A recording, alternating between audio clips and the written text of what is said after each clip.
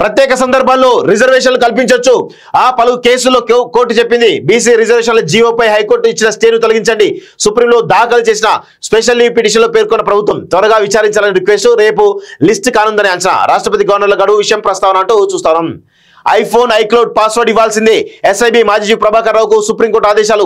Anticipatory bail petition రద్దుపై విచారణ. తదుపరి విచారణ వచ్చే నెల 18కి వాయిదా అంటూ చూస్తా ఉన్నాం. సో ఇప్పట్లో నాకు తెలిసి అయితే ఇప్పట్లో అది ప్రభాకర్ రావు అరెస్ట్ చేస్తారే అని అనుకోవడానికి అయితే లేదు. ఎందుకంటే ఆల్రెడీ ఫోన్ ట్యాపింగ్ అంశం ఆల్రెడీ ఒక కొలిక్కి వచ్చినట్టుగా అర్థమవుతోంది. ఆల్రెడీ ఒక సెటిల్మెంట్ జరిగిందా అనేటువంటి భావన కూడా బలంగా వినిపిస్తా ఉంది. చర్చ కూడా జరుగుతూ ఉంది. ఐఫోన్ ఐక్లౌడ్ పాస్వర్డ్ ఇవ్వాల్సిందే. ఎస్ఐబి మాజీ చీఫ్ ప్రభాకర్ రావుకు సుప్రీంకోర్టు ఆదేశాలు. యాంటిసిపేటరీ బెయిల్ పిటిషన్ రద్దుపై విచారణ వాయిదా అంటూ చూస్తున్నాం.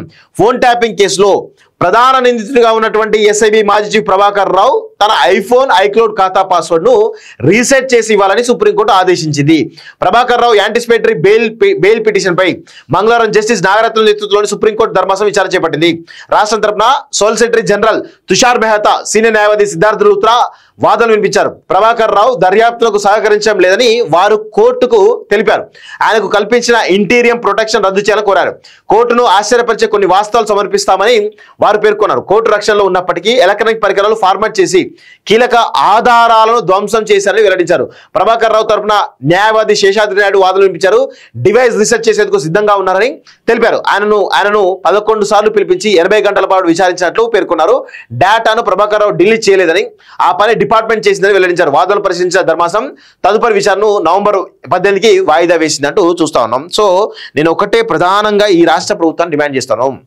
మీరు ఫోన్ ట్యాపింగ్ అంశం మీరు అవసరం అనుకున్నప్పుడు తెర మీదకి వస్తూ ఉంది, మీరు అవసరం లేనప్పుడు అనుకోకుండా వెనకపోతా ఉంది. సో ఈ క్రమంలో ప్రభాకర్ రావును అరెస్ట్ చేయడానికి ప్రధాన కారణం ఏంటి? సుప్రీంకోర్టులో మీరు పిటిషన్ చేసిన వాస్తవమే, కానీ సరైనటువంటి ఆధారాలు మీరు సుప్రీంకోర్టులో ఇవ్వగలిగితే 100% ఆయన బెయిల్ను రద్దు చేస్తుంది. ఆ క్రమంలో మీరు కస్టడీ తీసుకోవచ్చు.